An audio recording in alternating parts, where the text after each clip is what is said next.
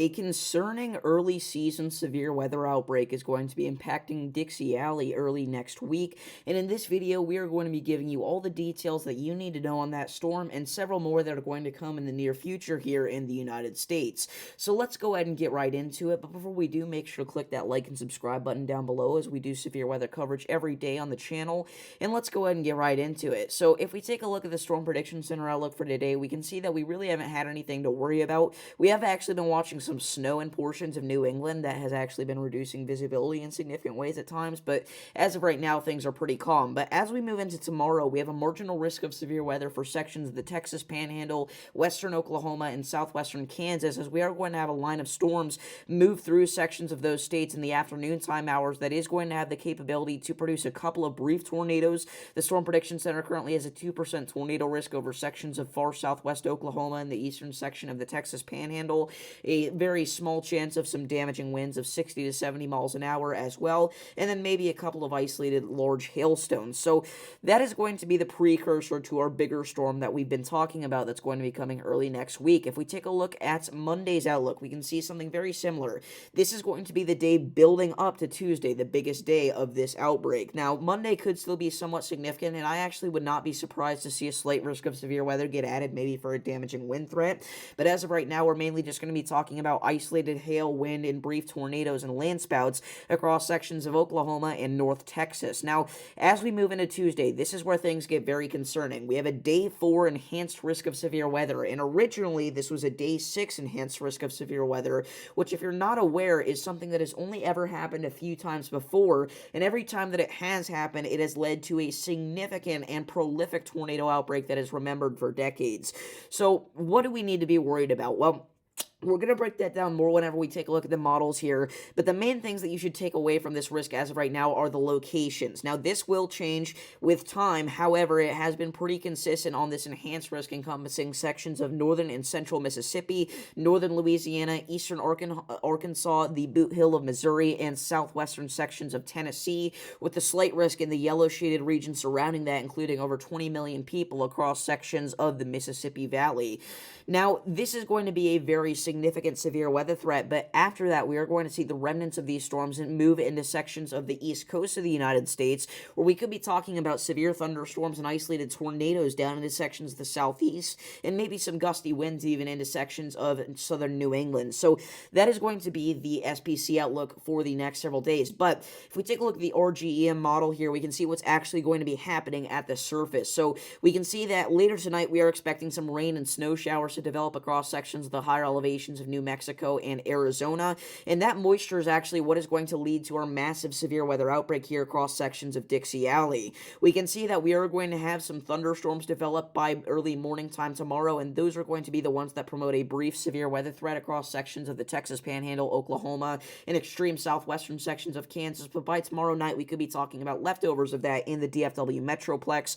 Now, things will get more intense again as we go into Monday here. Again, we're mainly going to be talking about isolated hail and wind still being the threats in the late nighttime hours.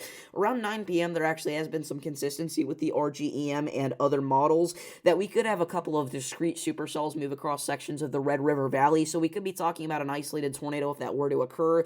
But the big event comes Tuesday morning, whenever we see a massive line of storms developing all the way from sections of Missouri back down into sections of northern Texas, and this is the line that is going to bring us the greatest severe weather threat out of this event. We're going to be talking about damaging winds, large to very large hail, and significant tornadoes. However, at this point in this line's lifespan, it's likely barely going to be producing severe limit winds and maybe some isolated large hail as well. However, if we do see any discrete supercells pop out ahead of this line, that could be a problem, as we are going to have a heavily stacked environment, even you could even say a loaded gun environment for a significant tornado threat. Now, these storms will continue to sweep off to the east into sections of Louisiana, Arkansas, and Missouri, and by 1 p.m. on Tuesday here, we could be talking about, again, a somewhat significant tornado threat, even if it is just a storm embedded in our line that produces a brief QLCS tornado. That tornado could end up being quite strong due to our incredible amount of wind shear that we do have down here into sections of Dixie Alley. Now, these storms will continue to push off to the east. By 3 p.m., we're dealing with them across sections of the Mississippi Valley, and then by 4 p.m., I think the threat kind of peaks here. Now, Keep in mind, we are actually going to have some thunderstorms associated with our low pressure system back into portions of Kansas, Missouri, Nebraska, and Iowa, and that could produce a brief cold core tornado threat. So I would not be surprised to see some landspout or even some funnel cloud reports up there into sections of the Great Plains. So make sure to look out for that. But again, the greater threat is obviously going to come down here in Dixie Alley. Now, those storms continue to push off to the east here, and if we go ahead and switch things over to the southeastern United States, we can see that this line will continue all the way through sections of Alabama and even back into Georgia and the Carolinas here. And something interesting that not a lot of people are talking about with this system is we actually could be talking about the potential for a prolific winter storm on the backside. If we take a look at this here, we can see that this is Tuesday night around midnight. We have a huge band of snow stretching all the way from sections of southern Canada back into areas like northeastern Kansas, and this definitely could rack up a couple inches of snow for any of those areas that get caught under that band long enough into sections of the Midwest. So make sure to look out for that, as that could potentially create hazardous driving conditions. Now, this is a sounding pulled from the GFS model for this event, so if you're not aware of how a sounding works, basically, we click on an area here in the United States where we are expecting a severe weather threat, and it kind of gives us an overall rundown of what statistics we can be expecting. Now, if you're not aware, if you're not familiar with looking at soundings for severe weather outbreaks, this is an extremely concerning one, and one of the main reasons that the Storm Prediction Center had that confidence to throw out the Day 4 outlook. I pulled this sounding here from the newest run of the GFS model, and we can see that this is very concerning. Look at every single thing we got. We got dew points 68 degrees, which is already very significant, but you also see a significant drop-off on that as we go higher into the atmosphere there, which could briefly produce a very large hail threat for sections of Dixie Alley. We've also got ourselves a significant amount of 3 capes sitting anywhere from 50 all the way up to 150, depending on which area of Dixie Alley you're talking about, which is more than enough to produce a tornado. And look at this, our SRH values are over 500, 551 SRH is well over what you're going to need to see a significant tornado threat, and our wind shear is going to be quite impressive as well. We are going to have 62 knots of effective layer shear in portions of Louisiana where I grabbed this sounding from, but in some areas we're talking about even closer to 70, even 80 knots of effective layer shear, which is unbelievable, and the kind of stuff that we usually see for a moderate or even a high-risk setup, which I definitely think is going to be a possibility as we go later into this week. Now, if we take a look here at the effective layer STP, we can see that right now it's sitting at about a 4, which again kind of promotes a somewhat strong tornado threat there. The Storm Slinky is turned at 74 degrees, which is very impressive. We have the possible hazard type at PDS Tour, which is the highest level of hazard that they can possibly put out there on a sounding from the Pivotal Weather website there.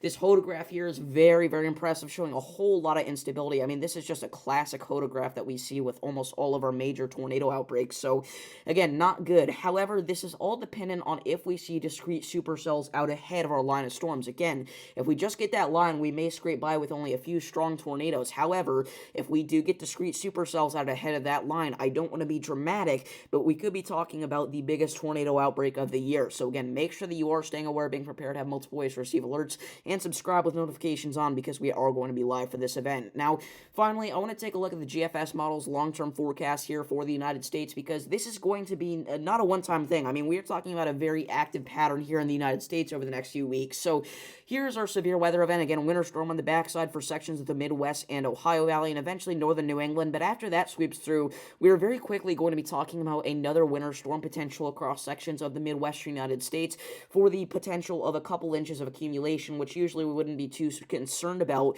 But the fact that we are seeing this in March is quite impressive. Now, after that, things get a little bit fuzzy, obviously, because the GFS really starts to struggle whenever it's forecasting this far out. But it does like the idea of another big-time severe weather threat similar to the one that we're talking about now, impacting Dixie early next week. So again, early in 2 weeks, I guess I should say. So again, something very concerning to be on the lookout for there. Again, after this, it's just a complete hogwash. You shouldn't trust anything that this says, but we can take general trends from it. And what we are saying is that we are going to be talking about several major storms over the next few weeks across the United States, especially Dixie Alley. So finally, before we end off this video, I wanted to quickly thank all of our channel members. As always, you guys are the best. You help support this channel and let me know that this is going to be a potential career option for me in the future. If you'd like to become a member, do be aware that you are going to get amazing exclusive perks to this channel, including exclusive members-only videos, early access to videos, and more. So make sure to click that link down below if you do want to become a member. But yeah, that's all I've got for you guys today. So thank you all for watching this video, and I'll see you all in the next one. God bless.